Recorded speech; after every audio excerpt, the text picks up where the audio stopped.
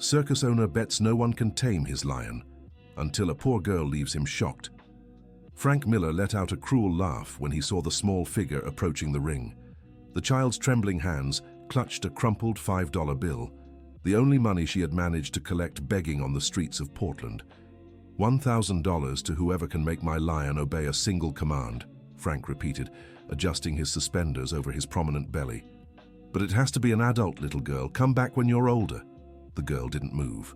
Her dark eyes shone with a determination that contrasted with her worn beige cotton dress. Please, sir, my grandma is very sick. I need to pay for her medicine, she said firmly, despite being only 7. I can make the lion obey. The crowd filling the stands of the Hope Circus began to laugh. About 200 people had come that Saturday afternoon, drawn by the promise of an unusual spectacle. For months, Frank had been making this bet as a way to attract more people, since traditional shows weren't even filling half the seats. Listen to this, Frank raised his arms theatrically. The little girl here wants to face Brutus. More laughter echoed under the worn circus tent. Frank Miller was known in the area for his difficult personality and the rough treatment he gave both his employees and the animals. The Hope Circus had once been prosperous, but in recent years it had been piling up debt and losing its audience. Sir, I know how to do it, the girl insisted, taking a step forward. Frank studied her more closely. There was something in her posture, in the way she kept her shoulders straight, despite her visible fear, that unsettled him in a strange way. It was as if he'd seen those gestures before. What's your name, girl? Lily Johnson. And where did you learn about lions, Lily Johnson? He asked mockingly. The girl hesitated for a moment before answering. By watching. Frank laughed again, but this time it was forced. There was something about her that made him uneasy, though he couldn't explain what. All right, folks, he shouted to the crowd. Let's give our little lion tamer a chance. But if Brutus goes after her, don't say I didn't warn you. The laughter stopped immediately. Some people began protesting, saying it was too dangerous to let a child into the cage. But Frank had already made up his mind. Deep down, he was sure the girl would back out at the last second. And that would just be another spectacle to entertain the crowd. Lily walked toward the large cage at the center of the ring. Her small legs trembled slightly, but she didn't stop. Her simple dress swayed with each step, and her bare feet made muffled sounds on the sawdust-covered floor. Brutus was a golden-maned lion, weighing nearly 400 pounds, with a reputation for unpredictability that even made the most experienced workers keep their distance. Frank had bought him years ago from a bankrupt circus, and since then no one but him had been able to fully control the beast. Last chance to back out, little girl, Frank said, holding the cage key. Lily shook her head. Her thoughts were with her grandma, Grandma Betty, who was at home suffering from worsening chest pains that had intensified over the past few weeks. The doctor at the health center had prescribed an expensive medicine, far beyond what they could afford on the elderly woman's meager pension. The cage door opened with a metallic creak. Lily stepped in slowly, and Frank locked the gate behind her. The circus was almost completely silent now, the stillness broken only by the audience's rapid heartbeats. Brutus lifted his majestic head and stared at the girl. His yellow eyes gleamed under the circus lights, and a low growl echoed through the cage. Lily stopped about 3 yards from the animal, taking a deep breath. "Hello, Brutus," she whispered, slowly extending one hand. The lion rose to its full height, and several people in the audience held their breath. Frank watched everything with a mix of nerves and curiosity. There was something about the way Lily moved that reminded him of, "Dear listener, if you're enjoying the story, don't forget to like and especially subscribe to the channel. It helps us a lot as we're just starting out." Now, back to the story. The girl began making slow, precise gestures with her hands, as if drawing invisible shapes in the air. These weren't random movements.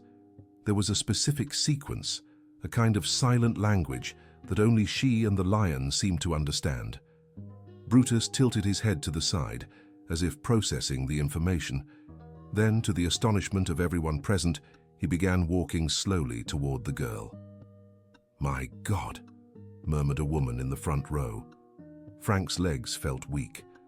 Those gestures, they were exactly the same ones his late wife Helen used to make when she worked with the circus animals years ago. Lily continued with the hand movements, now more confident. Brutus stopped right in front of her and, to everyone's surprise, lay down gently on the ground, resting his massive head on his front paws. "Sit, Brutus," Lily said softly. The lion obeyed immediately, sitting like a domesticated dog. The audience erupted in applause and gasps. Several people stood from their seats, trying to get a better look at what was happening. Frank turned pale as a sheet. His hands trembled as he watched the scene, and memories of Helen flooded his mind like a downpour. His wife had passed 5 years ago, the victim of a sudden illness the doctors couldn't fully explain. She was the only person Brutus had ever fully respected, and since her passing, the lion had become increasingly difficult to control. How did you do that?" Frank asked, his voice shaking as he opened the cage for Lily to step out. The girl looked at him innocently. "I learned by watching old Michael. He lived near the place I stayed before my grandma came to get me." "What place was that?" "St. Mary's Shelter, right here in Portland. Old Michael was a man who lived in a little house next door and always told stories about the circus. He said he worked with animals his whole life." Frank felt a chill run down his spine. Michael Foster had been the best animal trainer the Hope Circus had ever had, and also Helen's mentor when she first started working with lions. He had left the circus over 10 years ago after a disagreement with Frank about animal training methods. "Is old Michael still alive?" Frank asked, trying to mask the urgency in his voice. "I don't know, sir. It's been almost 2 years since my grandma took me from the shelter. I was 5 at the time." Frank did the math quickly. If Lily had been at the shelter until she was 5, that meant she was there when Helen was still alive. But why would a child be in a shelter if she had a grandmother? "And your grandma? Why did it take her so long to come for you?" Lily lowered her eyes, seeming uncomfortable with the question. "She said she didn't know I existed, that she only found out when when they were gone." The hesitant way she spoke made Frank suspect there was much more to the story. But for now he had other concerns. The audience was still buzzing, talking about what they'd just witnessed, and he needed to hold up his end of the deal. "All right, Lily, you won the bet," he said, pulling a worn wallet from his pocket. "Here's the $1,000. Lily held the money with both hands, as if it were a treasure. Her eyes filled with tears of relief. "Thank you, sir. Now I can buy Grandma Betty's medicine." She started to walk away, but Frank gently grabbed her arm. "Hold on. You've got talent, kid. How about working here at the circus? I can pay you $50 per show." Lily seemed to consider the offer for a moment, but then shook her head. "Thank you, but I need to take care of my grandma. She's very sick and can't be left alone." "What if I let you bring her to live here at the circus? We have empty trailers, and she could stay close while you work." The girl hesitated again. The offer was tempting, especially since she and her grandmother had been struggling financially for months, but there was something in Frank's gaze that made her uneasy. "I'll talk to her and come back with an answer," she finally said. "All right, but don't take too long. An opportunity like this doesn't come around every day." Lily nodded and left the circus, still clutching the money tightly. As she walked away, Frank watched until she disappeared among the market stalls set up around the circus every weekend. That night, Frank couldn't sleep. He paced back and forth in the trailer that served as his home and office, trying to process what had happened. The resemblance between Lily's mannerisms and Helen's was impossible to ignore, but how could a 7-year-old have learned such specific techniques just by watching? He decided he needed to dig deeper into the girl's past. The next day, as soon as the sun rose, he headed to St. Mary's Shelter. The place was in a poorer part of town, an old house adapted to take in abandoned or orphaned children. The shelter's director, Sister Catherine, greeted him with surprise. She was a woman around 60, with graying hair tied in a bun and kind eyes behind thick-rimmed glasses. "Mr. Miller, what a surprise to see you here.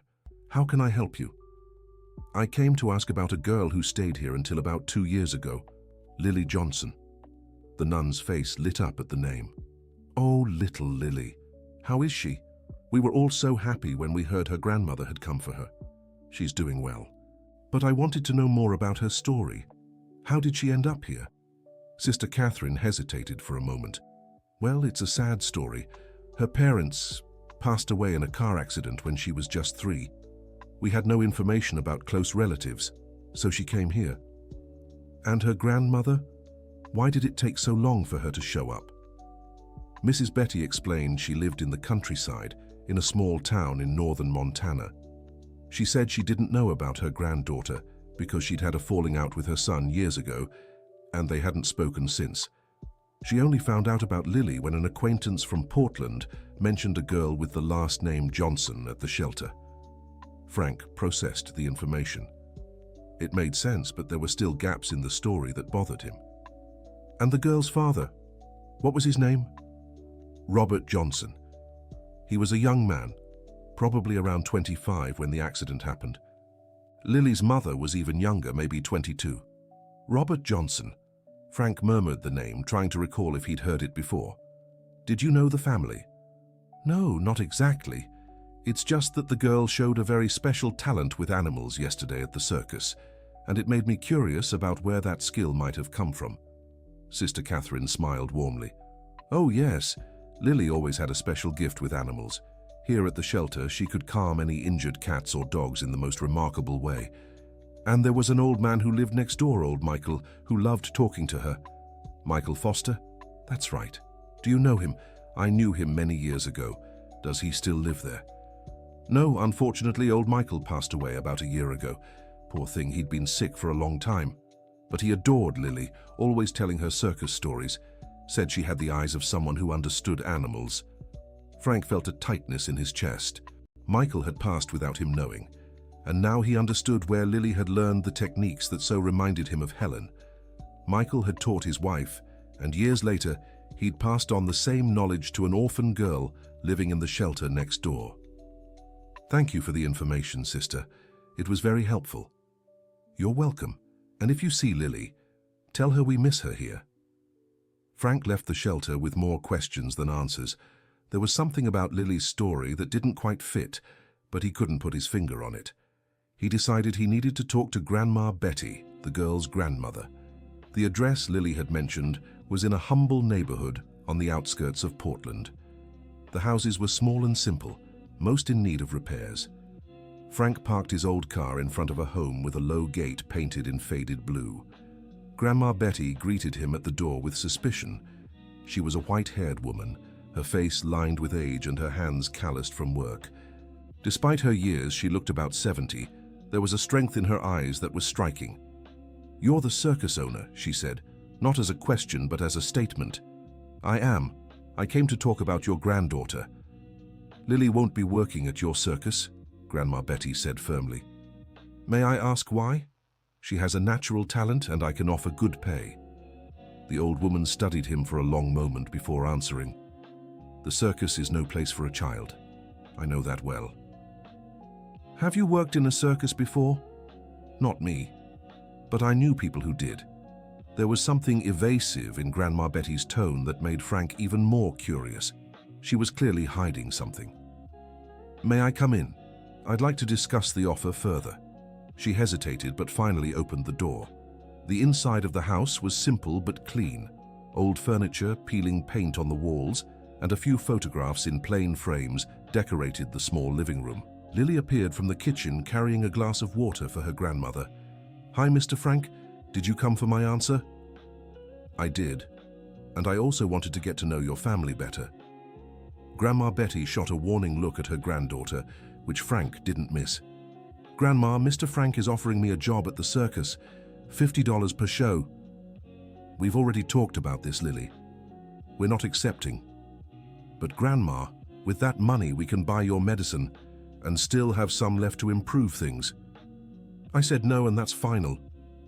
The old woman's firm tone ended the discussion, but Frank saw the frustration on Lily's face. The girl clearly wanted to accept the offer, but respected her grandmother's decision. "Grandma Betty, may I ask what you have against circuses?" "I have nothing against them. I just don't think it's the right place for a child. But Lily has shown incredible talent. It would be a shame to waste it." "Talent?" The old woman let out a bitter laugh. "What that girl did yesterday wasn't talent. It was luck." Frank watched Lily's reaction. She seemed hurt by her grandmother's words.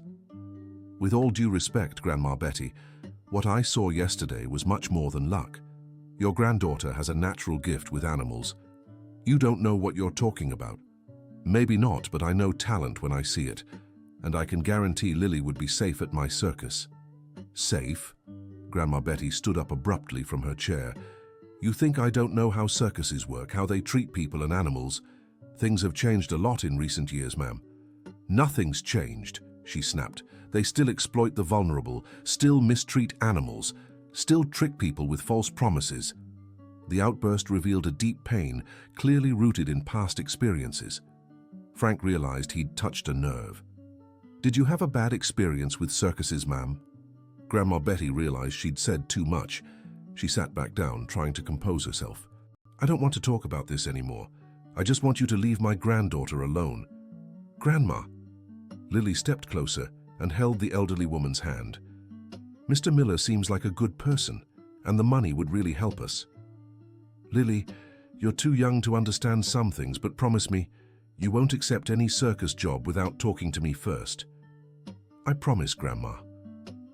Frank felt he'd reached the limit of what he could uncover that day, but his curiosity about this family story was far from satisfied.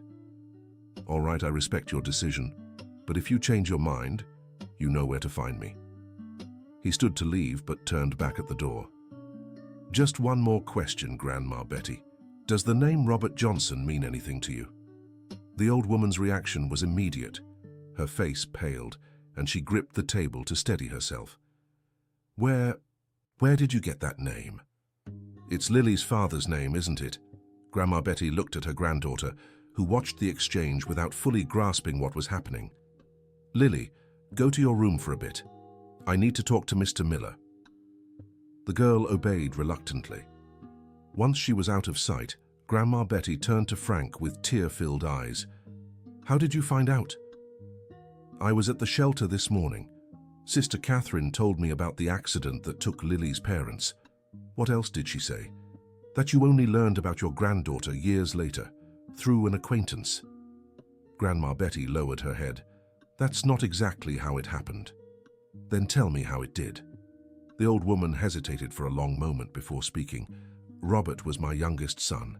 He had an incredible talent with animals, especially big cats. He started working in circuses when he was just 16.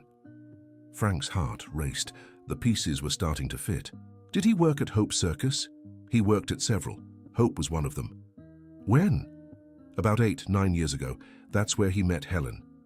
Frank's world collapsed at that moment. Helen had been involved with Robert Johnson, Lily's father. That meant, was Helen Lily's mother?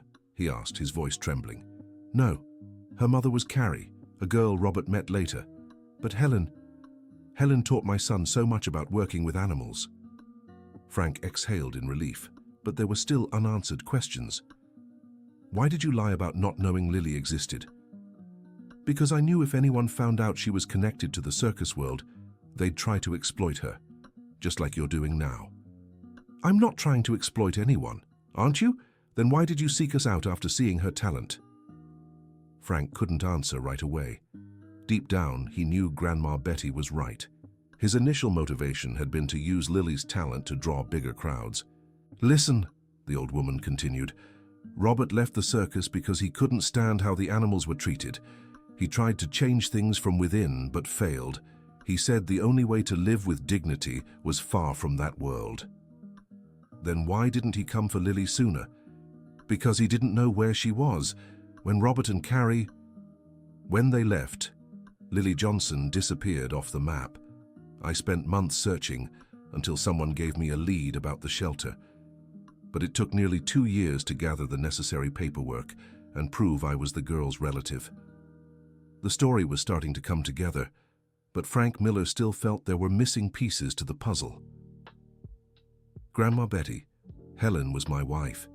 If she taught techniques to Robert and he somehow passed them on to Lily.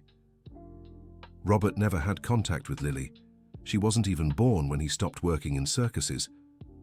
Then how did she learn? From Michael. Old Michael knew Robert well. They were friends. When he saw Lily had the same natural talent as her father, he started teaching her some basics. Everything was connected. Michael had mentored Helen, who had taught Robert, who was Lily's father.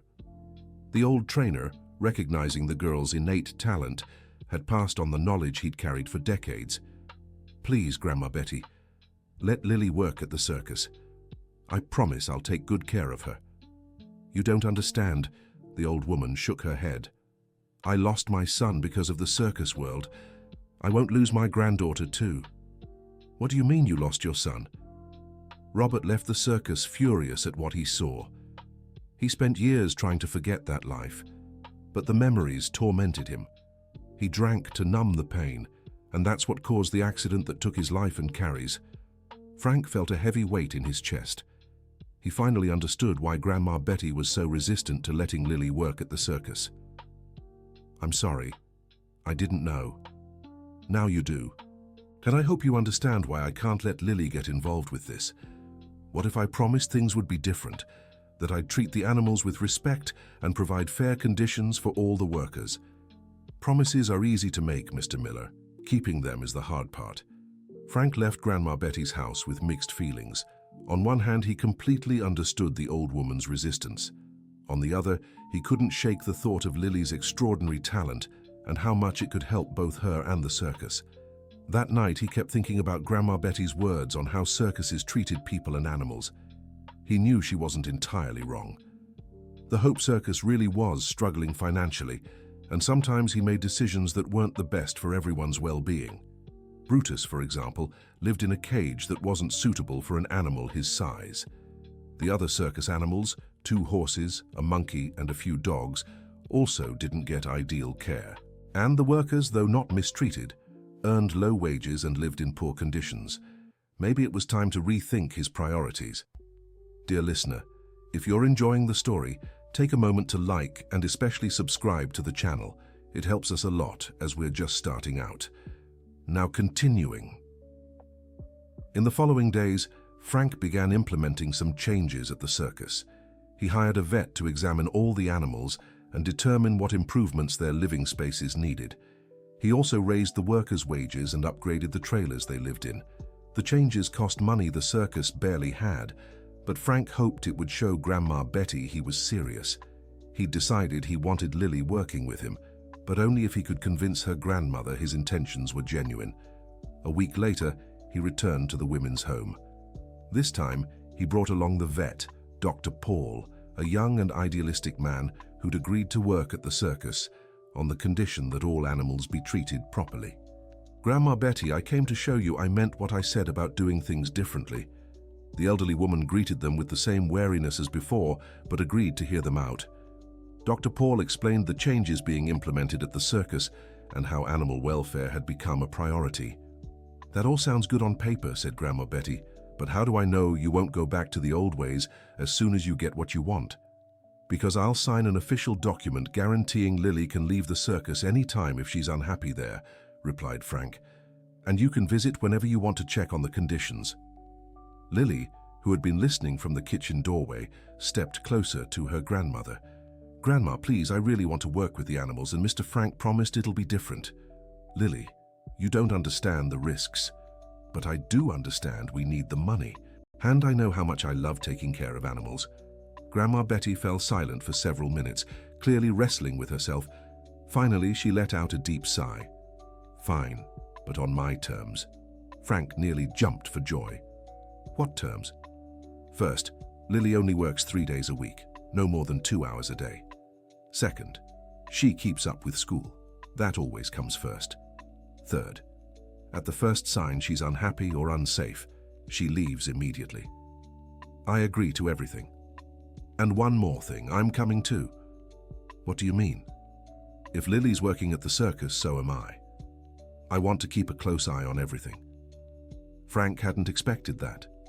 But after a moment's thought, he realized having Grandma Betty around might actually be a good idea. Her indirect experience with the circus world through her son could be valuable. "What kind of work would you like to do?" "I can manage the snack stand or help with administration. I'm good with numbers."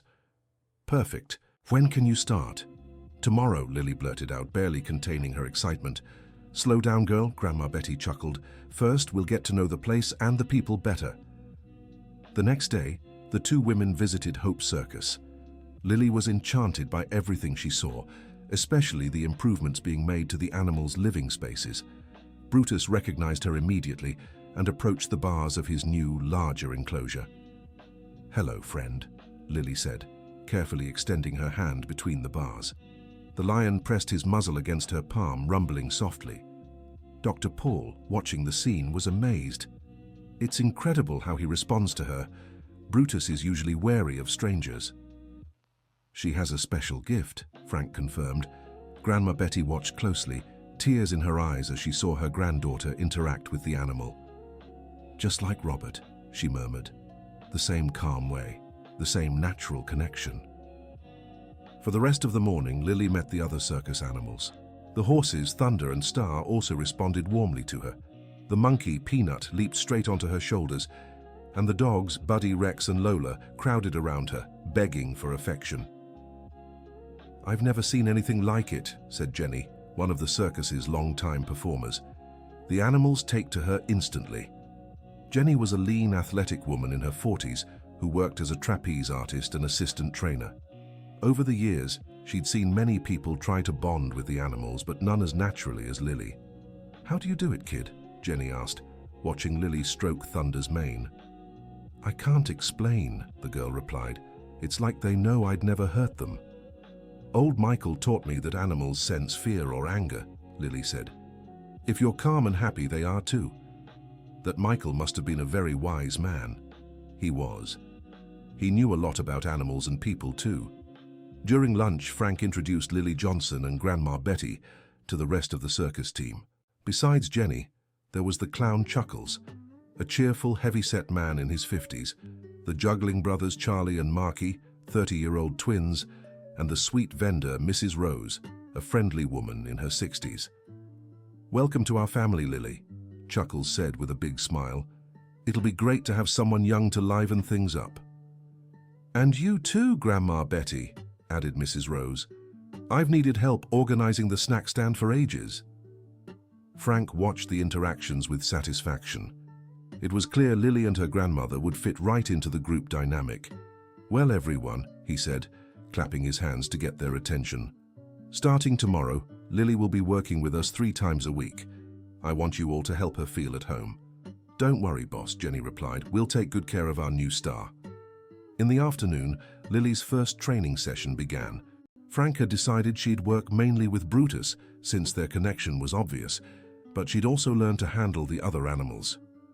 "First rule," said Dr. Paul, who would oversee all training, "never enter the cage alone.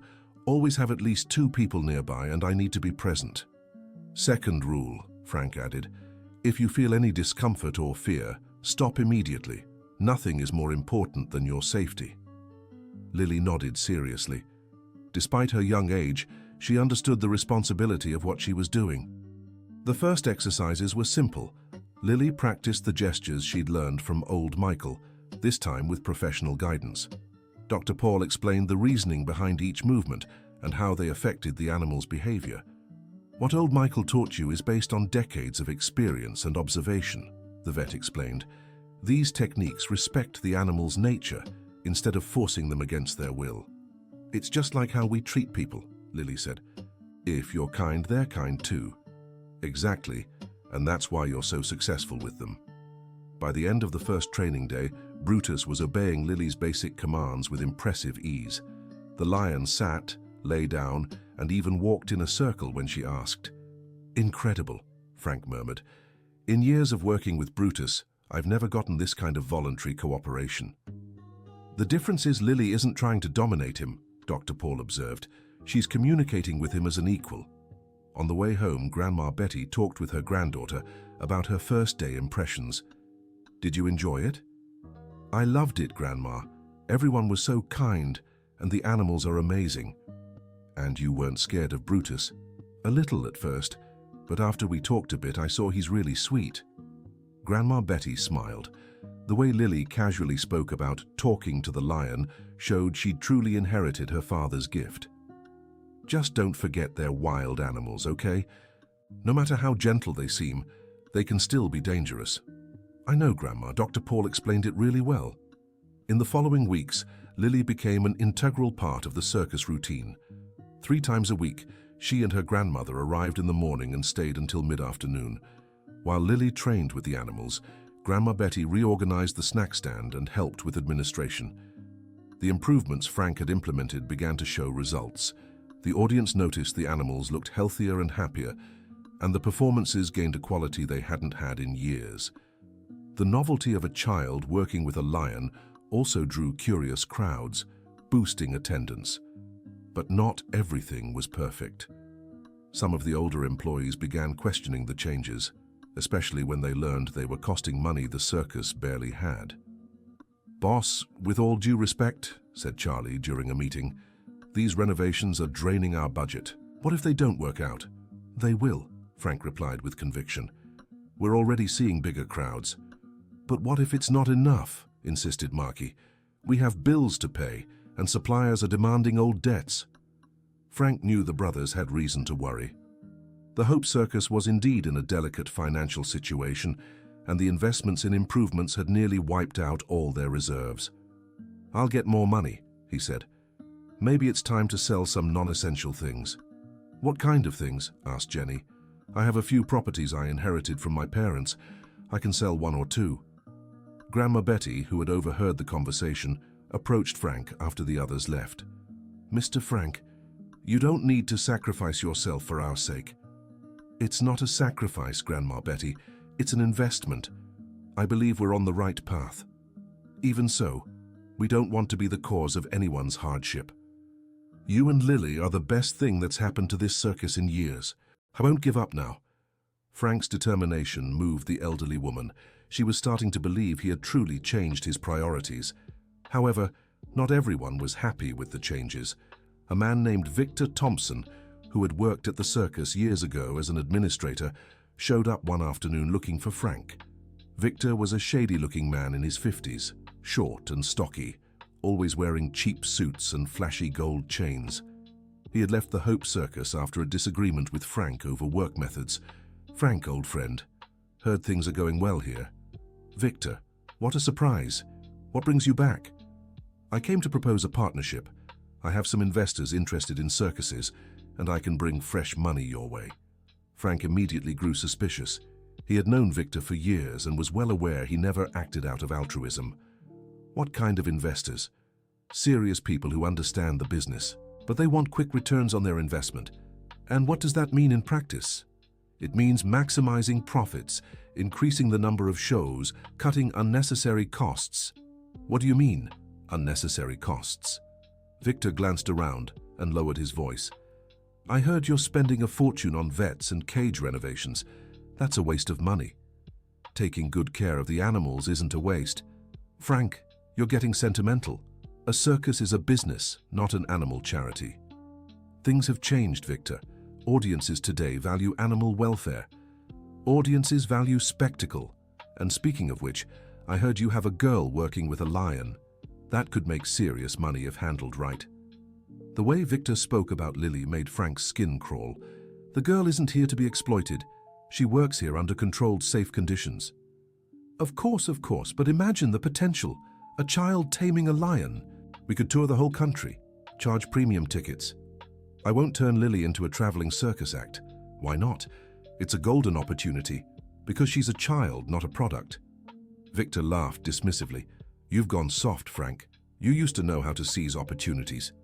"I used to do a lot of things I regret now." "Well, the offer's on the table. My investors are willing to pay well for a stake in the circus. But if they change their minds, it might be too late." After Victor left, Frank grew uneasy. He knew his former employee well, and knew he wouldn't give up easily. There was something about the way he had looked at Lily during the conversation that didn't sit right with him. That night, he spoke to Dr. Paul about his concerns. "Do you think he might try something?" the veterinarian asked. "I've known Victor for years. He's capable of anything for money." "Maybe we should warn the police." "Warn them about what? He hasn't done anything illegal. He just made a business proposal. But do you think he might try to harm the circus in some way?" "It's possible. I'll keep an eye out." In the following days, Frank doubled down on security at the circus. He asked all employees to report any suspicious activity and even hired a guard for the times when Lily was training. His concern proved justified when Jenny reported seeing a man photographing the circus from a distance during one of Lily's practice sessions. "Did you get a good look at his face?" "Not very well, but I had the feeling I'd seen him before. It might have been Victor or someone he sent." "Who is this Victor?" Frank explained the situation to Jenny, who grew worried. "Should we tell Grandma Betty?" "Not yet. I don't want to alarm her unnecessarily, but we'll stay vigilant." Unfortunately, the strategy of keeping it a secret didn't work. Grandma Betty was observant and quickly sensed something was wrong. "Mr. Frank, has something happened?" "Something. You've been acting strange lately." "It's nothing serious, Grandma Betty. Just some administrative issues." "Is it about the man you were discussing the other day?" "You overheard us?" "I caught a few words, enough to know someone's interested in exploiting my granddaughter." Frank sighed. There was no use hiding it now. "Victor is a former employee with ties to, let's say, questionable people. He wants to turn Lily into the main attraction of a commercial circus." "And what does that mean?" "It means daily performances, constant touring, pressure to take on riskier stunts. It'd be a terrible life for a child." Grandma Betty paled. "That's exactly what I was afraid of." "But it won't happen. I won't let it." "How can you be sure?" "Because I won't sell my share of the circus, and without that Victor can't do anything." "What if he tries to force the issue?"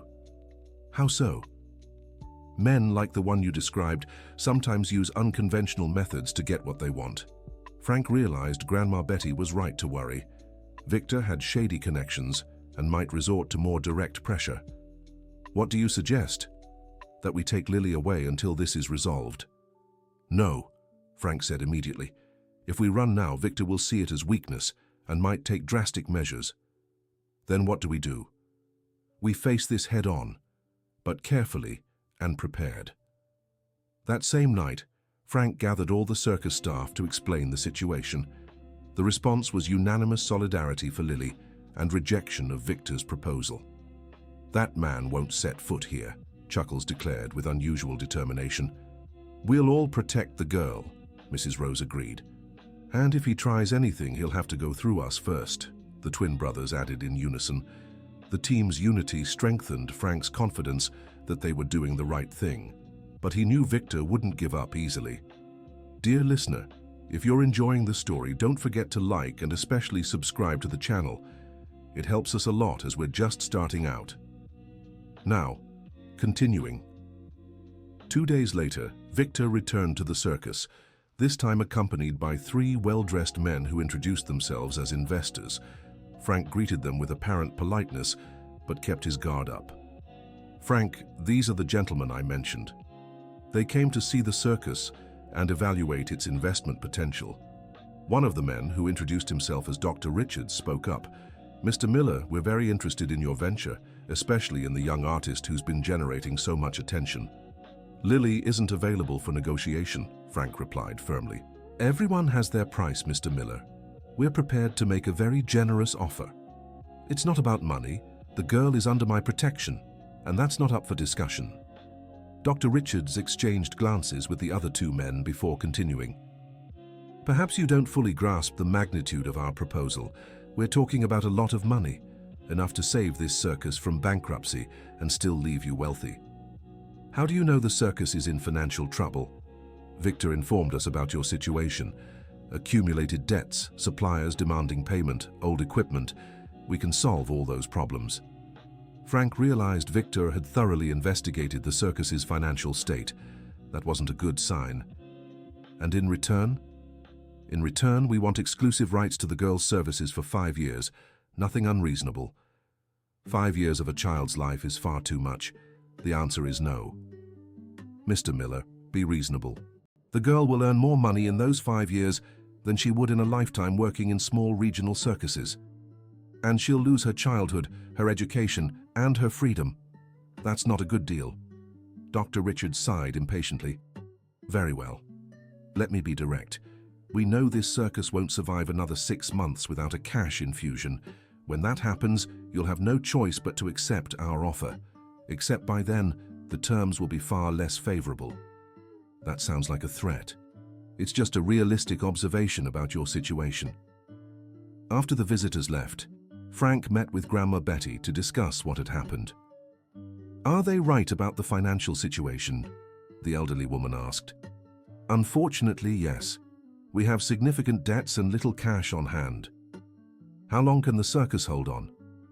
"If we don't significantly increase revenue, maybe 3 or 4 months." "What if we sell something?" "I'm already trying to sell a property, but in the current market it might take time." Grandma Betty was thoughtful for a few minutes. "Mr. Miller, I have a proposal." "What is it?" "How about we organize a campaign to save the circus?" Many people in town have grown fond of Lily's story. Maybe they'd be willing to help. "What kind of campaign?" "Raffles, charity events, special performances. It could work." Grandma Betty's idea sparked hope in Frank. It was true that Lily's story had touched many people in the area, and perhaps they could rally community support. "That's a good idea. Let's try it." In the following days, they began organizing the Save Hope Circus campaign. Mrs. Rose used her community connections to spread the word. Chuckles arranged free performances at schools and public squares, and Jenny taught some basic routines to children interested in learning. The response was surprisingly positive. Many people bought raffle tickets, local businesses offered donations, and even the city council provided a space for a charity event. Lily, though she didn't fully understand the situation, enthusiastically participated in the campaign. She gave demonstrations of her work with Brutus at public events, always under Dr. Paul's strict supervision. "People really like you, Lily," Frank remarked after a particularly successful show. "It's because I like them too," the girl replied simply. "Old Michael always said you get back what you give to the world." The innocent wisdom of Lily Johnson continued to impress everyone around her. There was a purity in her motivations that starkly contrasted with the greed of Victor Thompson and his associates. Unfortunately, the campaign's success didn't go unnoticed by their adversaries. Victor began spreading rumors around town about the circus's safety, questioning whether it was appropriate for a child to work with wild animals. "They're saying it's too dangerous," reported Mrs. Rose, after a morning of shopping at the Central Market. "Some people are afraid to bring their children to watch." "Who's spreading these stories?" asked Frank Miller. "I'm not sure, but I heard a man in a suit going from store to store bad-mouthing the circus. It was clearly Victor trying to sabotage the campaign. Frank realized he needed to act quickly to counter the misinformation. "Dr. Paul, would it be possible to get an official document certifying that our practices are safe? I can speak to the regional veterinary board. They can conduct an inspection and issue a certificate. Please do. We need concrete proof that we're doing everything right." The inspection took place the following week. 3 experienced veterinarians examined all the animals, facilities, and safety procedures. The result was a certificate of excellence that officially validated the circus's practices. "We rarely see a circus with such high standards of animal welfare," remarked the lead veterinarian. "You should be proud." The certificate was widely publicized in the local press, effectively neutralizing the rumors spread by Victor. The campaign regained momentum, and donations increased significantly. But Victor wasn't ready to give up. The following week, he showed up at the circus with a new strategy. "Frank, I've come to make a final offer. I've already said I'm not interested. This time it's different. We no longer want exclusivity over the girl." "Oh no." "No? We want to buy the entire circus." Frank was surprised. He hadn't anticipated this approach. "For how much?" $500,000. Cash. It was a considerable sum, far more than the circus was worth in the current market. Frank realized Victor and his associates were desperate to gain access to Lily. And what would happen to the employees? Everyone would be kept on with a pay raise. And Lily? She'd keep working as usual, just with more growth opportunities. Let me guess. Those opportunities include national tours and daily performances. They include the chance for her to become the greatest circus star in the country, at the cost of her childhood. Frank, be practical. $500,000 would solve all your problems. It was true. The money would not only solve the circus's problems, but also leave Frank financially comfortable for the rest of his life. For a moment, he found himself considering the offer. But then he looked out the trailer window and saw Lily playing with Peanut the monkey, while Grandma Betty watched with a fond smile.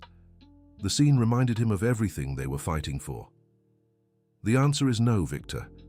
Are you sure? That's a lot of money. I'm sure. Fine.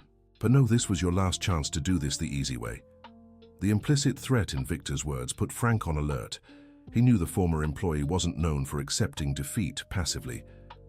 That night, he spoke to the entire team about the need to double their vigilance. He also decided it would be wise to have someone trustworthy always nearby when Lily was at the circus. "I'll talk to my brother," said Jenny. "He's a security guard and can stay here during the day without drawing too much attention." "Good idea. And let's install some security cameras too." The precautions proved necessary when, 3 days later, someone tried to break into the circus in the early hours. Fortunately, the alarm system worked, and the intruders fled before causing any damage. "They went all the way to Brutus's cage," reported the night guard. "It looked like they wanted to let him out." Let him out? Why? Maybe to create an incident that would justify shutting down the circus for safety reasons. The theory made sense. If Brutus escaped and caused panic, even if no one got hurt, the authorities could order the circus to close temporarily or permanently. "We need to tighten security even more," Frank decided. "And maybe it's time to officially notify the police," suggested Dr. Paul. "You're right. I'll file a report." However, when Frank went to the police station, he found that Victor had beaten him to it. The sheriff greeted him with a concerned expression. "Mr. Miller, I'm glad you're here. We received an anonymous complaint about your circus." "What kind of complaint?" "They claim there's animal mistreatment and that a child is being exploited in dangerous conditions." "That's completely false. We have an excellent certificate issued by the veterinary board." "Yes, I saw it in the papers, but I still have to conduct an official inspection." "No problem. You can come anytime. It'll be tomorrow morning, and unfortunately, until the inspection is complete, I'll have to suspend the circus's operations." Frank left the station furious. Victor had managed to halt the circus's operations just as the fundraising campaign was gaining traction. News of the temporary suspension spread quickly, causing dismay in the community. Many who had supported the campaign were outraged, seeing it as unfair persecution. "This is absurd," exclaimed Sister Catherine, the shelter director, when she heard the news. "Everyone knows you take good care of the animals." "Who made this complaint?" asked the mayor, who had publicly backed the campaign. "It was anonymous, but I have my suspicions," Frank replied. The inspection took place the next day, attended by representatives from the sheriff's office, the veterinary board, the mayor's office, and even an animal protection NGO. All confirmed that the circus's conditions were exemplary. "I've never seen animals so well cared for in my career," declared the NGO representative. The complaint was clearly baseless. "What about the child?" asked the sheriff. "Lily works under absolutely safe conditions," Dr. Paul testified. "There's constant supervision, safety equipment, and strict protocols. Plus, she only works 3 times a week for a few hours, and her education comes first," Grandma Betty added. After 2 hours of thorough inspection, the authorities allowed the circus to resume operations. "I apologize for the inconvenience," the sheriff told Frank, "but we had to investigate the complaint." "I understand. I just wish we could find out who made it." "Unfortunately, no. It was a phone call and the person didn't identify themselves." Though the circus was cleared, the incident hurt the fundraising campaign. Some people began doubting the seriousness of the allegations, and donations dipped temporarily. "We need a strategy to regain the public's trust," Frank said during a team meeting. "How about an open house day?" suggested Jenny.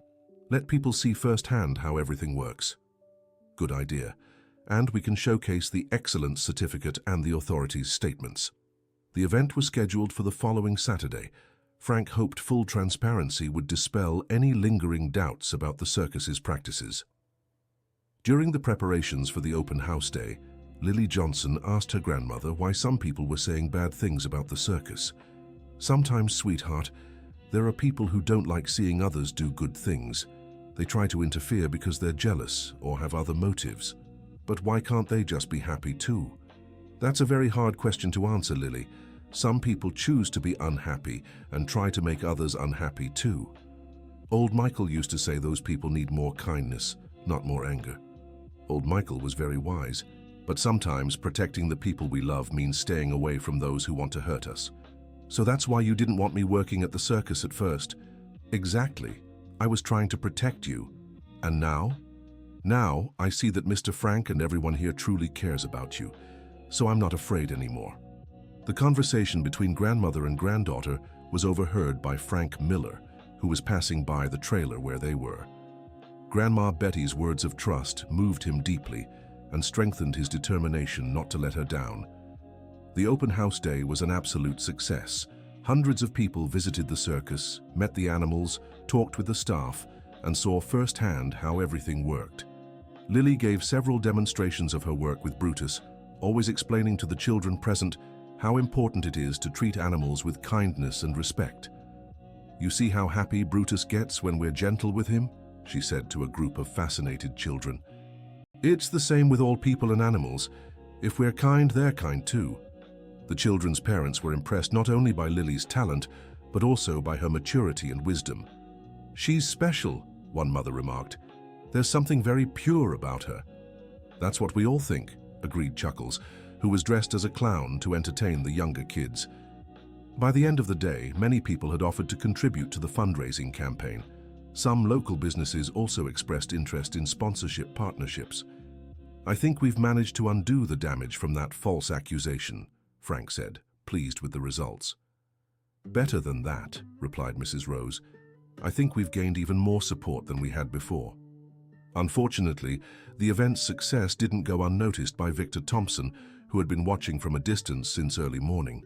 He realized his attempts to sabotage the circus had failed and that he needed a different strategy. The following Monday, a lawyer showed up at the circus with a court summons. "Mr. Frank Miller?" the well-dressed man asked. "That's me. I have a summons for you. There's a lawsuit filed by the circus's creditors requesting judicial liquidation of assets." Frank read the document with growing despair. Victor had managed to convince some suppliers to sue the circus, claiming they couldn't pay their debts. "When was this lawsuit filed?" "Last Friday. You have 15 days to respond. And if I can't pay the debts, the judge may order the auction of assets to settle the debts." Frank knew Victor was behind it. The former employee had found a legal way to force the sale of the circus. "Dr. Paul, I need a lawyer urgently," Frank said as soon as the man left.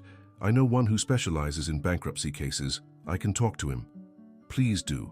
And don't say anything to Lily or Grandma Betty for now. You think it's better not to tell them? I don't want to worry them until I know exactly what our situation is." Unfortunately, it was impossible to hide the severity of the situation for long. The lawyer consulted. Dr. Frederick got straight to the point during the meeting the next day. "Mr. Miller, the situation is complicated. The debts are real, and the creditors have the legal right to collect. But the circus is managing to recover. The fundraising campaign is working. That could be used as an argument to request payment plans for the debts, but it will depend on the creditors' goodwill. And if they don't agree, then the judge could indeed order the auction of the assets. How much time do we have?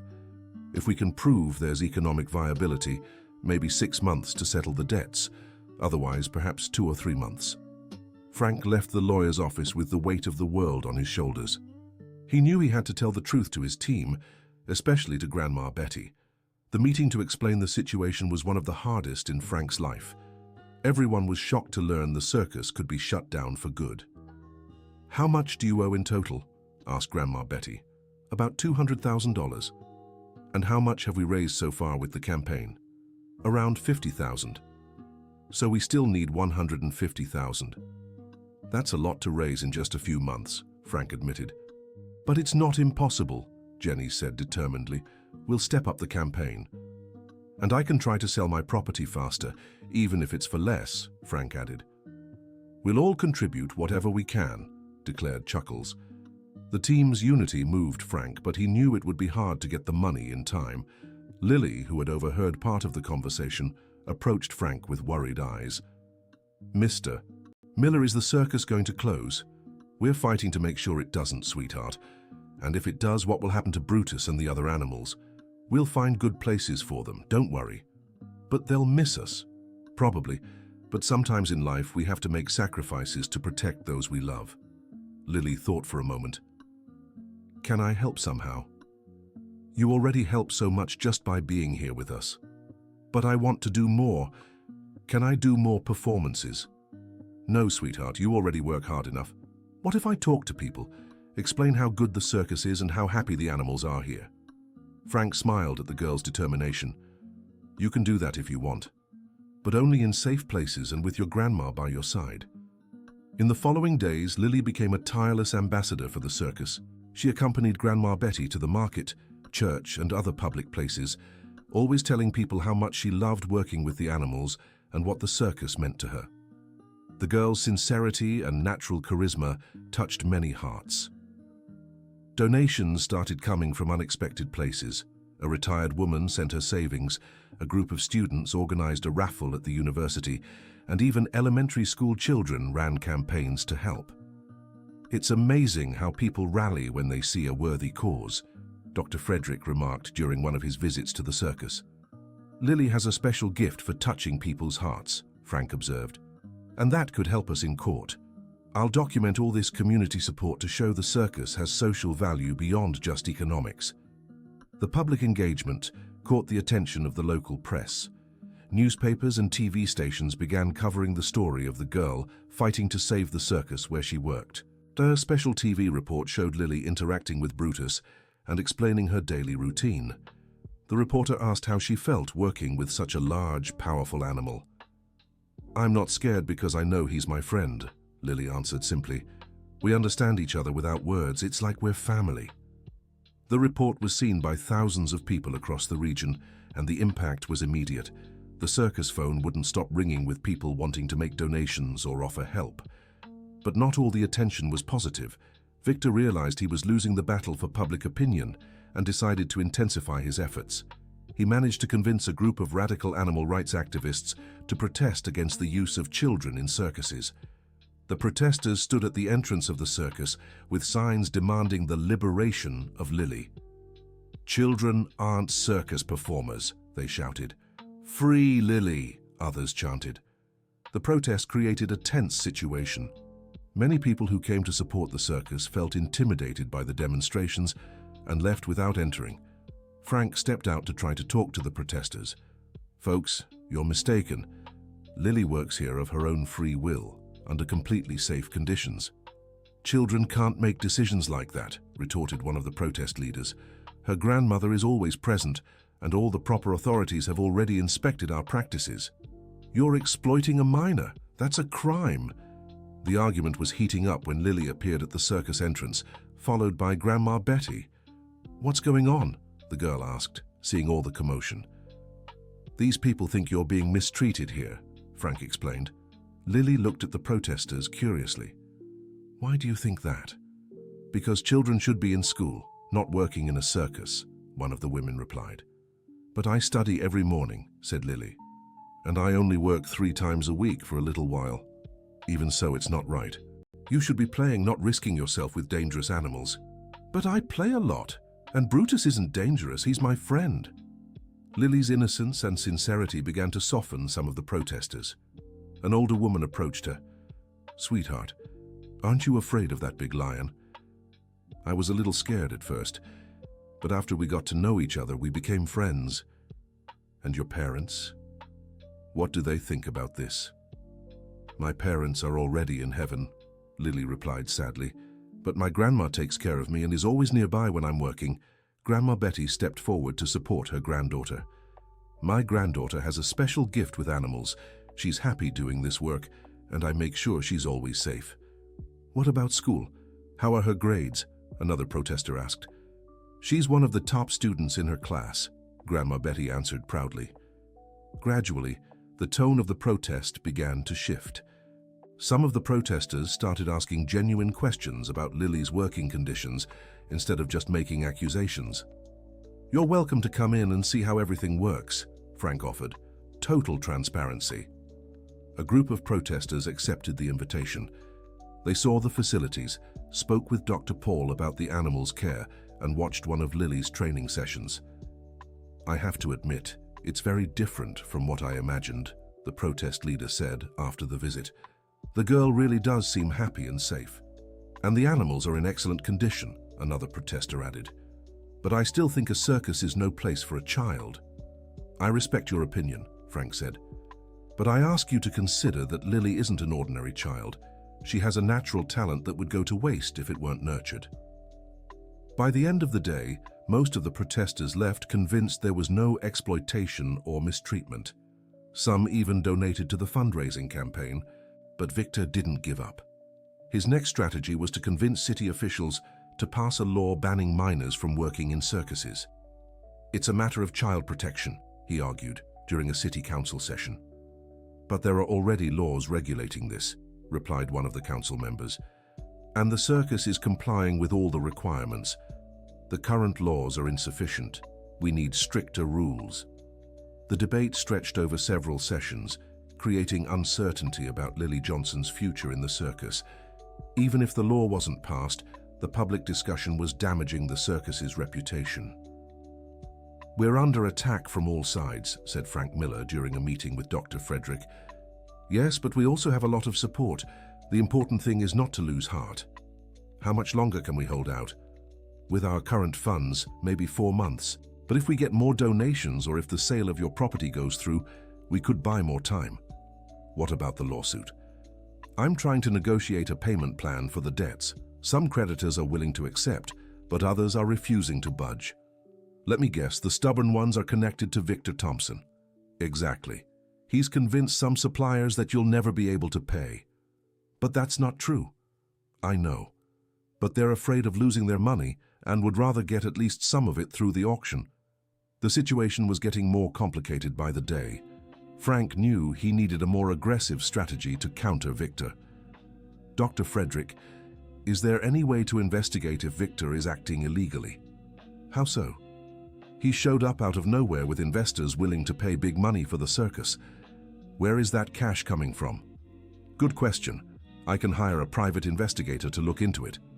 "Do it. I have a feeling there's something shady going on here." The investigation took 2 weeks to yield results, but when they came, they were eye-opening. The investigator found that Victor's so-called investors had ties to questionable activities in other cities. "They have a pattern," the investigator explained. "They buy small circuses, exploit the main performers, especially children, intensively, and then sell when the business is drained." "That's child exploitation." "Exactly. And there are complaints in several cities where they've operated." "Can this information help us?" "Absolutely. I'll hand everything over to Dr. Frederick to use in the case." With this new evidence, Dr. Frederick managed to turn the case around. He proved that the attempt to buy the circus was part of a child exploitation scheme, strengthening Frank's position. "The judge was impressed by the evidence," the lawyer reported. "He temporarily suspended the liquidation process to allow more time for negotiation." "How much time?" 6 months. It's our chance to secure the necessary funds." The news filled everyone with renewed hope. With more time, there was a real chance to save the circus. But Victor wasn't ready to give up so easily. When he heard about the suspension, he was furious and decided to take a more direct approach. One night, he showed up at the circus with 2 large, intimidating men. "Frank, we need to talk." "About what, Victor?" "About you being too stubborn. If you came to threaten me, you can leave." "I'm not here to threaten anyone.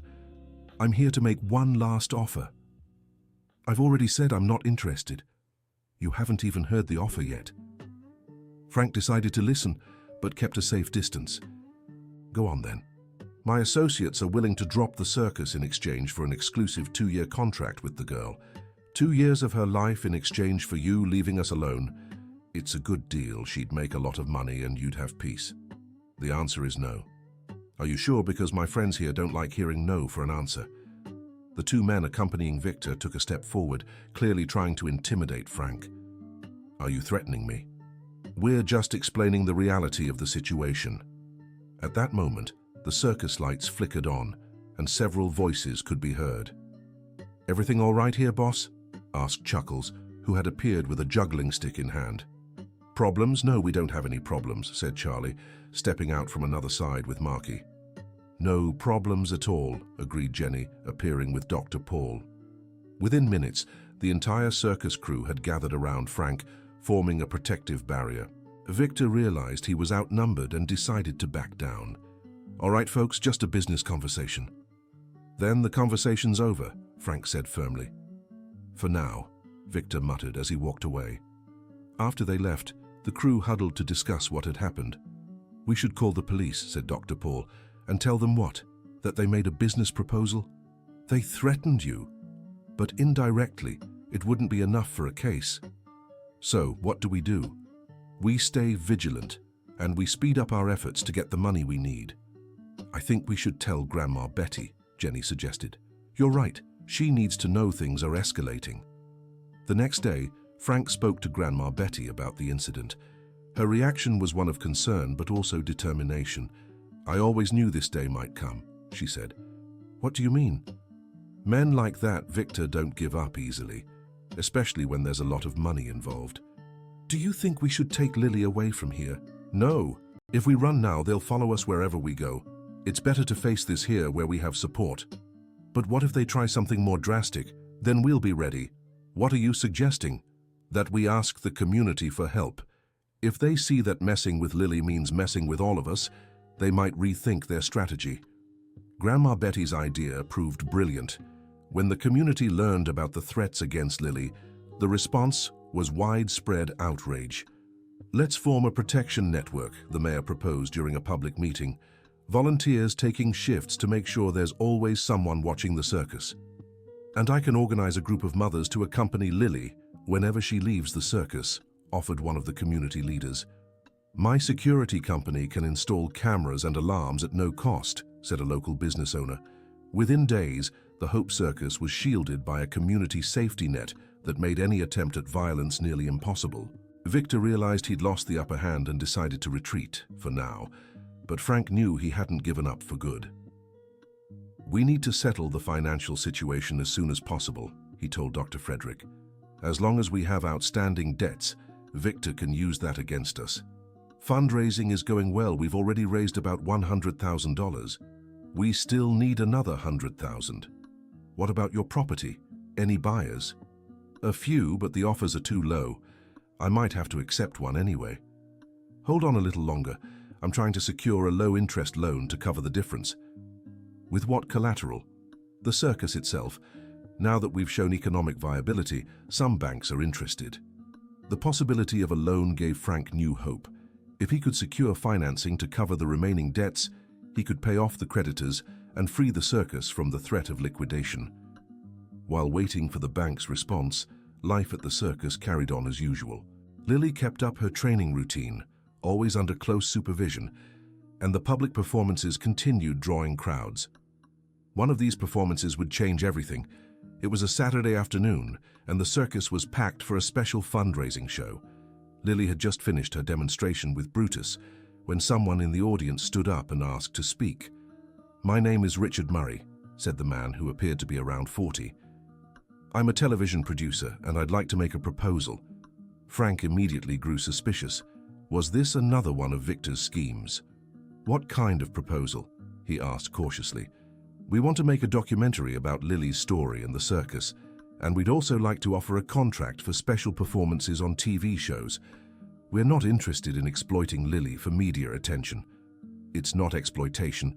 It would be occasional work, well paid, and it could help solve the circus's financial problems." Grandma Betty stepped forward to join the conversation. "What kind of performances?" "Variety shows, holiday specials, charity events. Nothing that would interfere with her education or well-being." "And how much are you offering?" Frank asked. $50,000 for the documentary. $20,000 for each special TV appearance. The offer was tempting, especially considering the circus's financial needs. But Frank was still wary. "How do we know you're legitimate?" Richard handed over a business card and some documents. "You can verify everything. I'm a producer at Life Network, and I've made several documentaries about circus performers."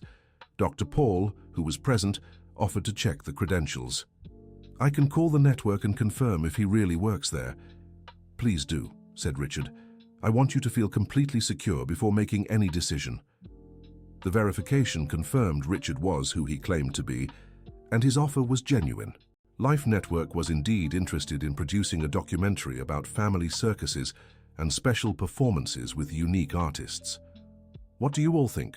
Frank asked during a team meeting. It could be a great opportunity, said Jenny, as long as the conditions are right for Lily. And it would be a way to show the whole country how circuses can be positive places, added Dr. Paul. But we have to be careful not to overwhelm the girl, Grandma Betty cautioned. Of course, we can negotiate a contract that guarantees all necessary protections, said Dr. Frederick. After much discussion and negotiation, they reached an agreement. The documentary would be filmed over 2 months, always respecting Lily's school routine. The special TV appearances would be limited to 1 per month, with her grandmother always present. The news of the contract with Life Network had a nationwide impact. Newspapers and websites across the country began talking about the prodigy girl who tamed lions and was saving a family circus. The effect was immediate. Donations poured in from all over, and the amount raised finally surpassed the $200,000 needed to pay off all the debts. We did it, announced Dr. Frederick during an emotional meeting. We have enough money to pay all the creditors. The celebration was universal. All the staff, Lily, Grandma Betty, and even volunteers from the community gathered to celebrate the victory. I can't believe we pulled it off, Frank said with tears in his eyes. It was a team effort, replied Mrs. Rose. Everyone contributed to this outcome. Especially our little star, added Chuckles, ruffling Lily's hair, but the joy was short-lived. The next day, when they went to pay the creditors, they discovered that one of the biggest suppliers had transferred their debt to another company. What do you mean transferred? Frank asked. The circus supply company sold the debt to a collection agency, explained Dr. Frederick. And will this agency accept the payment? That's the problem. They're demanding interest and penalties that weren't in the original agreement. Is that legal? Unfortunately, yes. When a debt is transferred, the new company can set new terms. And what's the total amount now? $350,000. The number was devastating. Even with all the money they'd raised, they were still short a considerable sum. Let me guess who's behind this collection agency, Frank said bitterly. I don't have proof, but all the evidence points to Victor. He got what he wanted. Even with the money, we can't settle the debts. We haven't lost yet, Dr. Frederick said. I can file an appeal challenging the legality of the interest and penalties. How long will that take? A few months, maybe 6. And can the circus keep operating in the meantime? Yes, as long as there are no other complications. Frank knew Victor wouldn't stop there. If he'd managed to manipulate a debt transfer, he'd certainly try other strategies. His concern proved justified when, the following week, IRS inspectors showed up for a surprise audit of the circus's books. It's routine, the lead inspector said. We received an anonymous tip about financial irregularities. What kind of irregularities? Frank asked. Tax evasion, improper payroll practices, things like that. We have all our documentation in order. We'll see about that. The audit lasted 3 days and found no irregularities. All taxes were paid on time, employees were properly registered, and the accounting was well organized. Everything seems correct, the inspector admitted. The complaint was unfounded. Can I know who filed it? It was anonymous, but it happens often in our line of work. Another one of Victor's attempts had failed, but Frank knew more would come. The former employee was clearly desperate and willing to try anything. The situation changed when Robert, the TV producer, brought unexpected news. Frank, I need to talk to you about something important. What is it? I've been researching the history of circuses in the region for the documentary, and I found something interesting about your former employee, Victor. What did you find? He has a record of lawsuits in other states, always the same pattern. He tries to buy small circuses using shady methods. We already knew that. But there's more. In Oregon, he was sued for child labor exploitation. A 9-year-old girl was injured during a show he organized. Was she badly hurt? She had to be hospitalized for 2 months. Her parents sued and won in court. Can this information help us? Of course it can. Dr. Frederick can use it to show that Victor poses a real threat to Lily's safety. The new information significantly strengthened Frank's position in the legal battle. Dr. Frederick obtained a restraining order preventing Victor from approaching the circus or having any contact with Lily. This should give us some peace, Frank said. For a while, yes, but he can still act through third parties. The prediction proved correct when new problems began to arise. Suppliers who had always worked with the circus started cancelling contracts without explanation. Safety inspectors showed up for routine checks almost weekly, and rumors about the danger of the performances began circulating again. It's a systematic sabotage campaign, Dr. Paul observed. Victor is using every contact he has to hurt us, Frank agreed. We need a strategy to fight this. The best strategy is to keep doing our work as well as we can and trust that the truth will prevail. Frank Miller's strategy was working. Despite all the obstacles created by Victor Thompson, the circus continued to draw crowds and receive community support. The Life Network documentary was nearly finished, and Lily Johnson's special TV performances had been a success. The girl was becoming known across the country, not just for her talent, but also for the circus's story of resilience. I never imagined our little circus family would become famous, Jenny remarked during a break between recordings. Fame hasn't changed what really matters, Grandma Betty observed. Lily is still the same simple, loving girl she's always been. And the circus is still our home, added Chuckles. The calm was interrupted when Dr. Frederick arrived with urgent news. Frank, we have a serious problem. Victor got a court order questioning Lily's custody. What do you mean? He's claiming Grandma Betty isn't fit to care for her because she allows the girl to work in dangerous conditions. That's ridiculous. It is, but we have to respond legally. If we can't overturn the order, Lily could be taken from her grandmother. And sent where? To a temporary shelter until the situation is resolved. The possibility of losing Lily sent everyone into panic. This wasn't just a professional matter. The girl had become part of the circus family. What can we do? Grandma Betty asked, tears in her eyes. We'll challenge the order with every argument we have. Medical reports, safety certificates, statements from her school. Will that be enough? I hope so. But we need to prepare for the chance Lily might have to stay away temporarily. The news leaked to the press, causing a national uproar. The public, who had grown fond of Lily's story, was outraged by the attempt to separate her from her grandmother.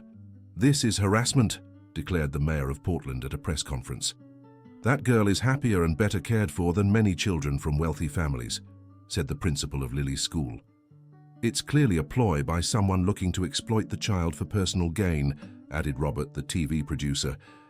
The public pressure was so intense that prosecutors from other states began investigating Victor himself.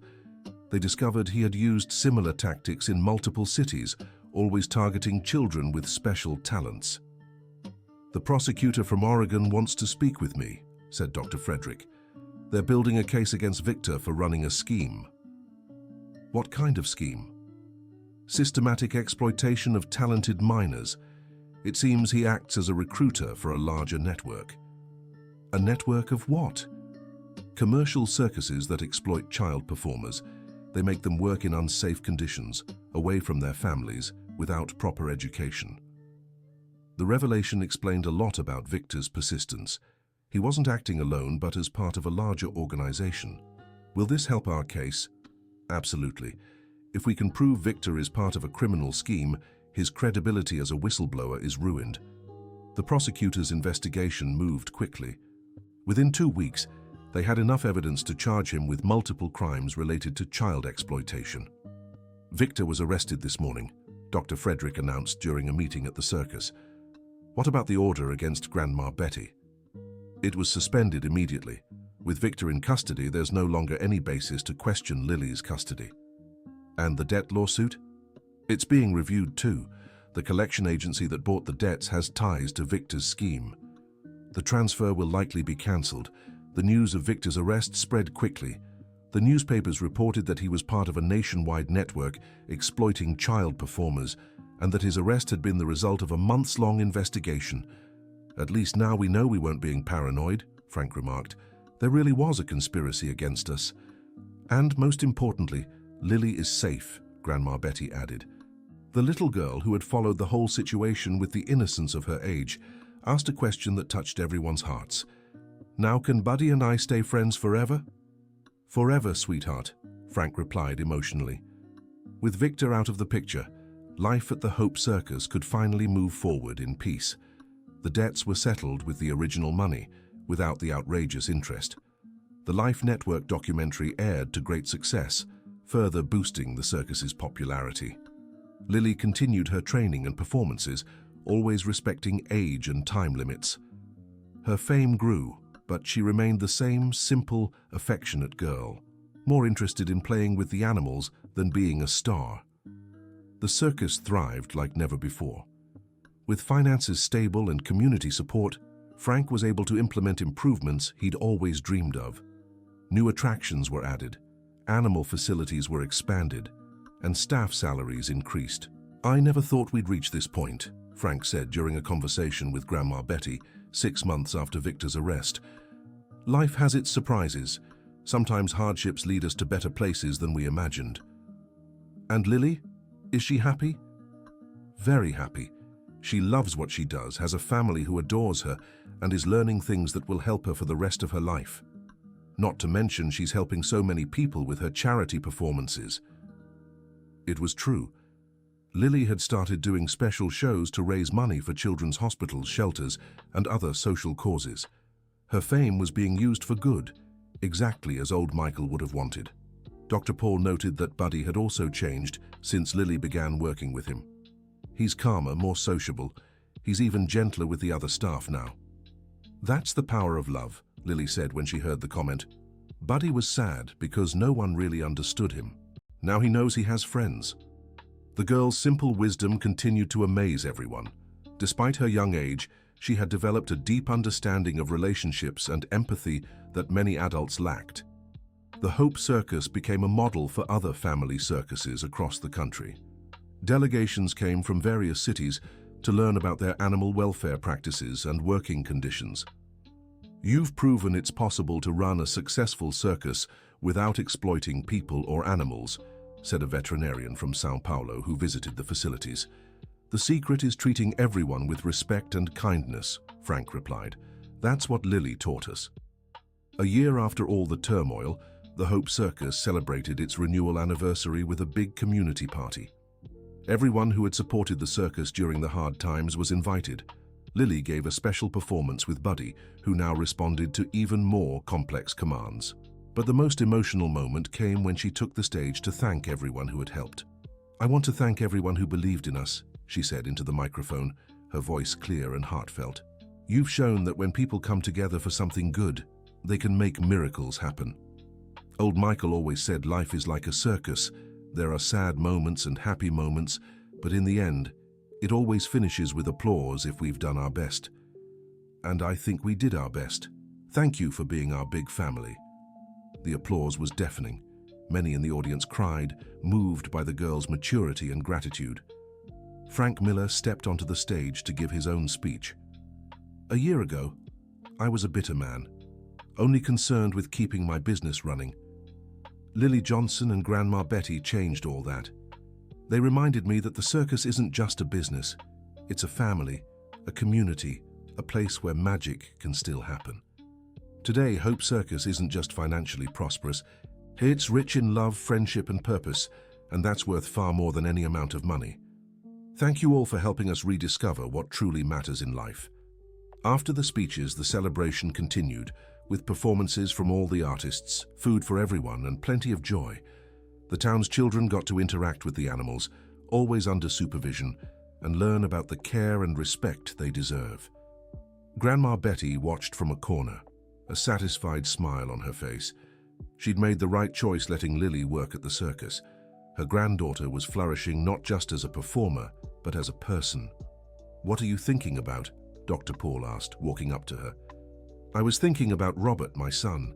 I think he'd be proud to see how his daughter is growing up." "I'm sure he would. Lily has every good quality a father could wish for in a daughter. And best of all, she's happy. That's all I ever wanted for her." As the party went on, Lily was backstage playing with Brutus. The lion, once considered fierce and untamable, now played gently with the girl as if she were a cub of his own kind. "Brutus, do you remember when we first met?" Lily asked, stroking his golden mane. The lion rumbled softly as if answering. "I remember too. You were sad and alone, just like I was before I came to live with Grandma. But now we have a big family, don't we?" Jenny, who had been watching from a distance, approached. "Lily, do you know how special you are?" "Everyone's special, Aunt Jenny. Sometimes it just takes a while to figure out how. And you figured it out early." "I think old Michael helped me. He said everyone is born with a gift, but some gifts stay hidden if you don't look hard enough." "And what's your gift?" "Understanding animals. But I think anyone can learn it if they want to." "How so?" "You just have to pay attention to what they're feeling instead of being afraid. Same with people." The simplicity with which Lily explained such deep ideas never failed to surprise the adults around her. She'd developed a life philosophy based on empathy and understanding, something many take decades to achieve. Months passed, and life at Hope Circus settled into a perfect rhythm. Lily split her time between school, training with the animals, and occasional performances. Her formal education was going well, and she showed a special interest in natural sciences and literature. "When I grow up, I want to study veterinary medicine," she said during a conversation with Dr. Paul. "That's an excellent choice. You already have so much hands-on experience. I want to learn how to take better care of animals and teach others to understand them too. I'm sure you'll be an exceptional vet." "And will I still live at the circus?" "If that's what you want, I'm certain there'll always be a place for you here." The future looked bright for everyone at Hope Circus. Frank had found renewed purpose in life. The employees had job security and pride in their work, and Lily was growing up in an environment that nurtured both her talent and her character. Brutus had also found his peace. The lion, once considered problematic, was now one of the gentlest animals in the circus, responding not just to Lily, but to everyone who treated him with respect and kindness. "It's amazing how he's changed," remarked a visiting veterinarian. "He didn't change," Lily observed. "It's the way people treat him that changed. When you treat someone with love, they become better." This philosophy had become the guiding principle of the entire circus. Animals, employees, and audiences were all treated with equal respect and care, creating an environment where everyone felt valued and happy. The story of the Hope Circus and Lily spread far beyond Portland. International documentaries were made, books were written, and universities began studying the family-run circus model they had developed. "I never imagined our little family would become a case study," Frank said during an interview with a researcher. "You've created something unique," the academic replied. "A business model that's both prosperous and ethical, respecting both humans and animals involved." "The credit isn't ours. It's Lily's and the wisdom she brought into our lives." "But you were open to that wisdom. Many wouldn't have been." It was true. The transformation of the Hope Circus was only possible because everyone was willing to change, to learn, to grow. Lily's arrival had been the catalyst, but the real change came from the heart of every person involved. During a special performance for public school children, Lily was asked by a girl in the audience how she managed not to be afraid of the lion. "At first, I was scared," Lily answered honestly. "But then I remembered what old Michael taught me. Fear doesn't come from what's in front of us, but from what's inside us." "What do you mean?" "When we're angry or sad inside, everything seems scarier. But when we're filled with love and joy, even big things seem smaller." "And how do you get love and joy inside?" "By taking good care of the people and animals we love. When we do good for others, good comes back to us." Her answer was met with applause from the teachers and parents present. Lily wasn't just entertaining the children, she was teaching them important lessons about courage, love, and selflessness. After the performance, one of the teachers approached Grandma Betty. "Your granddaughter is truly special. She has a way of explaining things that touches the children's hearts." "She's always been like that," her grandmother replied with pride. "Even as a little girl, she had this ability to see the good in people and situations. You must be very proud." "We are. But what makes us happiest is seeing her use her gifts to help others. That was truly the most rewarding part of the entire journey. Lily had become not just a talented performer, but an ambassador of kindness and respect for all living things. The Hope Circus continued to grow, always staying true to its core values. New animals were adopted, all rescued from mistreatment and rehabilitated with love and patience. New employees were hired, but only those who shared the philosophy of respect and care that defined the place. Lily, now 9 years old, had refined her skills to an even more impressive level. She worked not just with Brutus, but with all the circus animals, always under supervision, always safely, always with love. "Do you still remember the day you met Brutus?" asked Frank during a conversation. "I do remember. I was very scared, but also very hopeful." Hopeful for what? That everything would work out. That I'd get the money for Grandma Betty's medicine, and that I'd make a new friend. And everything did work out. It did. But you know what was even better than I expected? What? That we'd become a real family. I didn't know that could happen. And now you know you'll always have a family here. I do. And Brutus knows it too. And everyone here knows it. That's what makes us strong. Lily's words perfectly summed up what the Hope Circus had become.